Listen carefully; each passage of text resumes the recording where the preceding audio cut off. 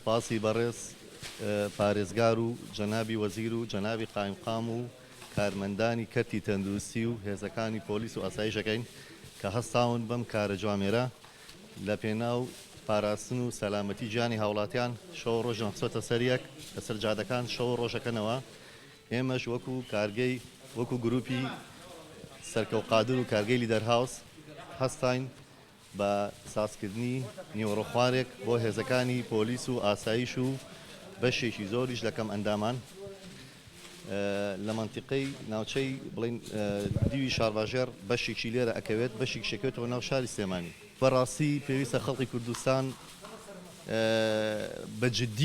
بەجددی ڕێنمایەکانی حکوومەتی هەرێمی کوردستان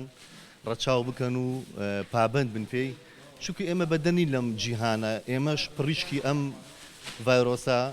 زەرەری ئەم ڤایرۆسە کەم تا زۆر بەرمانەکەوێت، بەڵام ئێمە هەوڵ بین کەمترین زەرەرمان بەرکەوێت لە چاو وڵاتانی جیهاندا، لە چاو ئەو وڵاتانەیە کە زلهێزن کە هەموو تەکنۆلۆژیایەکیان هەیە دەسەوسان وەستاوان بەرامبەرەوە ڤایرۆسە. ئێمە چۆن ئەتوانین لەمە بەدەرچین؟ بەڵام هەوڵ بین کەمترین زەرەر بین لە کوردستانە، کەمترین بەریەکەوتن هەبێ، کەمترین هاتوچۆ هەبێ، بەرپرسیارین لە مناڵ و ماڵ و کەسوکار و خەڵکی کوردستان بە گشتی هەرێکەمان لە ئاسی خۆی.